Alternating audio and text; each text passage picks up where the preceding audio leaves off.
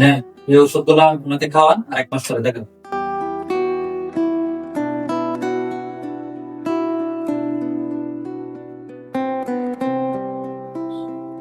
কত দিলেন?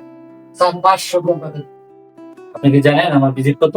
না স্যার, জানি না, আপনার টোকেন দেখি নাই তো, তাই আমি বলতে পারি না আপনার ভিজিট কত। আমার ভিজিট 1500 টাকা। স্যার, 5 মিনিট রুগী দেখে আপনার ভিজিট যদি 1500 টাকা হয়, আমরা হচ্ছে দিন মজুর, সারাদিনে আমাদের বেতন হয় 500 টাকা। 1500 টাকা ভিজিট দিয়ে ডাক্তার দেখাতে হইলে আমাদের কাজ করতে হবে 3 দিন, এরপর পরীক্ষা নিরীক্ষা, তারপর ওষুধ কেনা।